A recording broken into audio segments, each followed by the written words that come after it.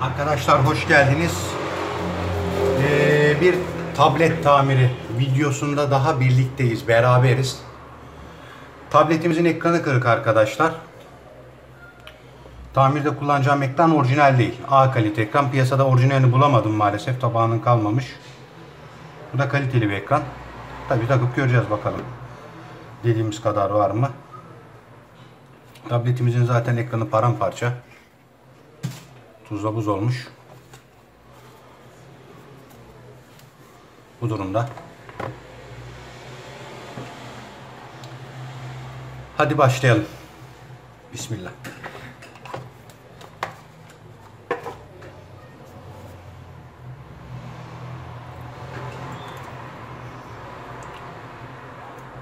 Modeli biraz eskide kaldı. Ancak arkadaşlar bu Tab A'lar T290 model benim hani beğendiğim, gerçekten kıymet verdiğim tabletlerden.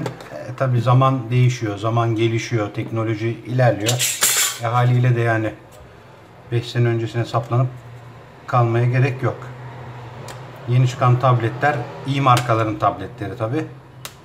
Her zaman önceki jenerasyondan, nesilden daha sağlıklı, daha kaliteli oluyor.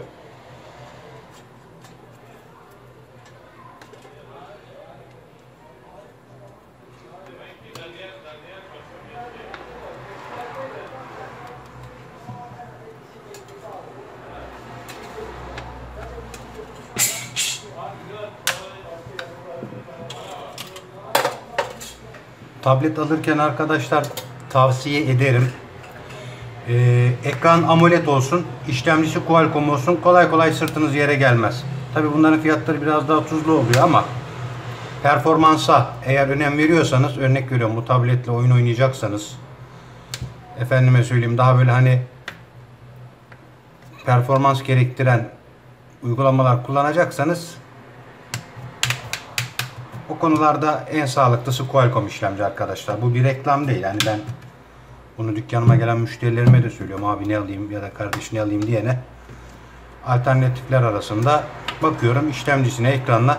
Ekran AMOLED işlemci Qualcomm'sa hani bu gider diyorum. Bunu alabilirsiniz diyorum. Bu noktada işte yeri gelmişken videomda da bunu belirteyim. Bu bir referanstır. AMOLED ekran artı Qualcomm işlemci kombinasyonu eşittir verim. Ya bunun dışında IPS ekranlar kötü mü? Hayır. Qualcomm işlemcili IPS ekranlı piyasada bir sürü cihaz var. Onlar da çok iyi.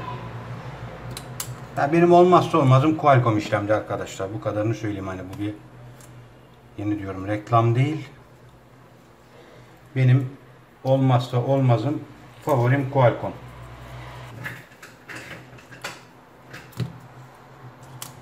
Ekranı deniyorum arkadaşlar.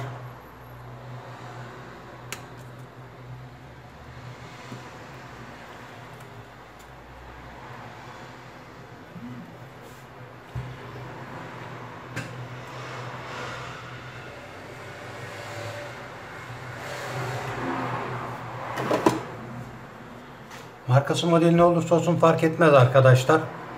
Cep telefonu ve tablet tamiri konusunda benden destek alabilirsiniz. Video açıklamasına Instagram linkimi de bırakacağım. İsmini bırakacağım daha doğrusu.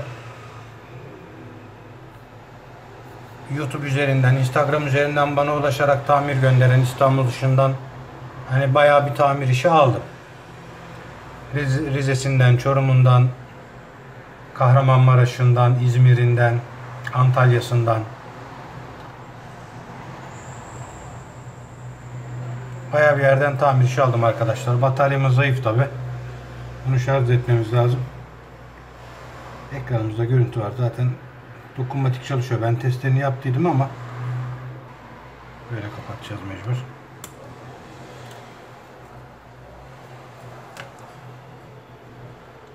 Evet arkadaşlar.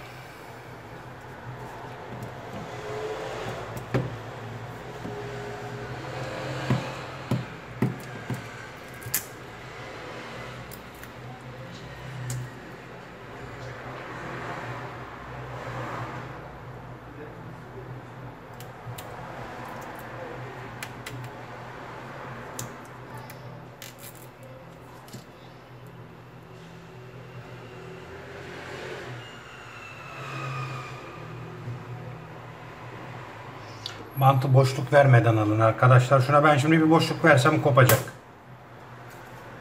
Sonuna kadar geldi mi bilmiyorum ama herhalde geldi. Bir boşluk verdiğiniz zaman, esnettiğiniz zaman arkadaşlar zayıflıyor. Balonu şişirir bırakırsınız, böyle bollaşır ya, o hesap. Tek seferde tutup almanız lazım.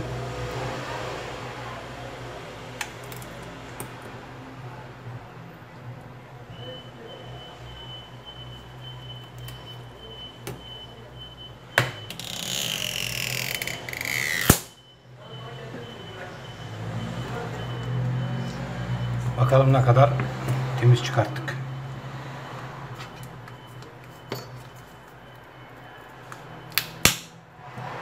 Evet, bu tarafta sıkıntı yok. Bataryamız hiç sakız değil maşallah.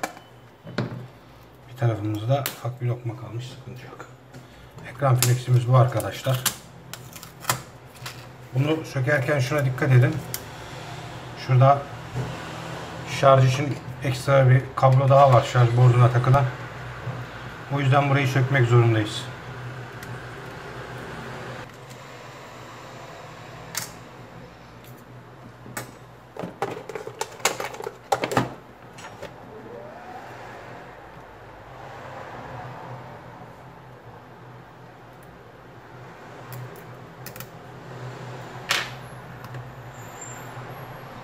Şunu şuradan alın arkadaşlar.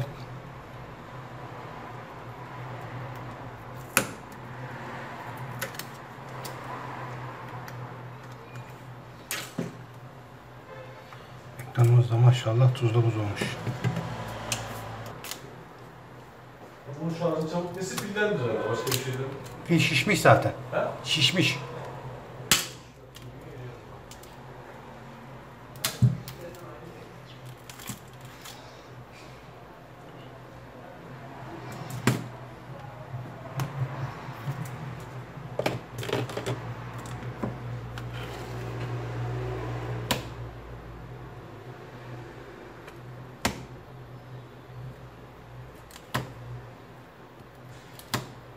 Bunları sonra tekrar çıkartacağım burada. Ekranın şasisiyle cihazın anakart arasında iletişim sağlıyor arkadaşlar. Şunlar.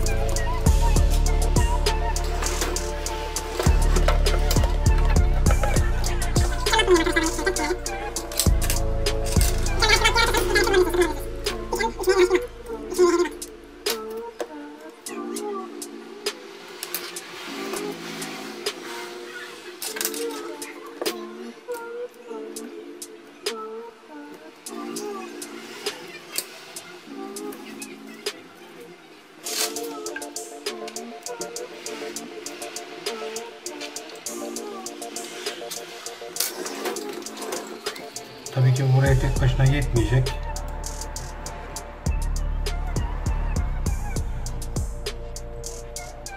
Üçgen bant arkadaşlar şu lokasyondan Silikonu da destekliyorum köşelerden. Şu yan hattan.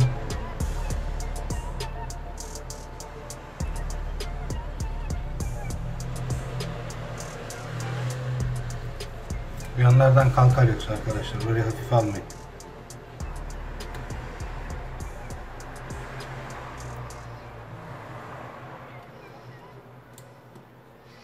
Toplarken arkadaşlar bir vida bile eksiltmemeye bakın. Neticede bunları mühendis insanlar hazırlıyorlar. Bunlar bu işi senden benden çok daha iyi biliyor. Yani şurada bile bir amacı var. Yani bu bir iletken. Onun karşılığı şurada. Bakın görüyor musunuz? Artık Faraday ile alakalı mı bir şey yoksa anten mi? Anteni destekliyor mu? Burada bir metal bir malzeme var sonuçta şurada. Yani cihazın anten devresini ekran arkasındaki sacdan birleştirerek yani bütünsel bir anten devresini tamamlıyor olabilir. O yüzden bunların burada ne işi var demeyin arkadaşlar.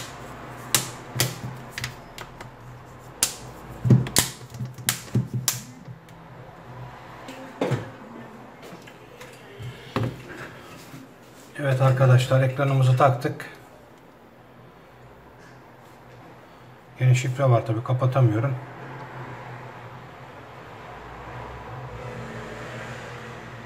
Şuradan şöyle birkaç tuştan deneyelim. Sahibi gelince zaten gerisini test edeceğiz. Arkadaşlar izlediğiniz için teşekkür ederim.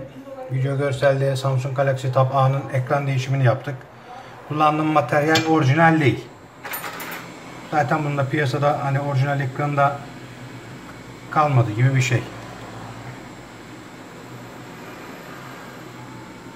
Müşterime fiyat verdim, bunu kabul etti. Montajını yaptık. Bu para bantlarıyla çok emniyetli bir şekilde arkadaşlar tutturabiliyorum. O yüzden bazı videolarda YouTube'da görüyorum, insanlar teknik tamirci arkadaşlar böyle mandallarla falan yapıyorlar da hani ben yıllardır bu şekilde alışmışım. Para bantı kullanarak bu şekilde kenarlarını yapıştırmamda bir mahsur yok. Alttaki destek olarak kullandığım silikon donana kadar, kuruyana kadar hani takviye amaçlı arkadaşlar. Bunun üstüne bir şey koyana kadar gerdirip şu şekilde para bantıyla işimi çözebiliyorum. Aklınızda bulunsun yani.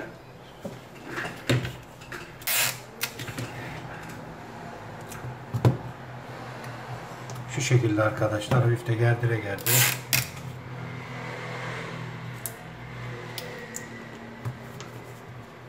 Bu kadar basit. Bir sonraki videoda görüşürüz arkadaşlar. Kendinize çok iyi bakın.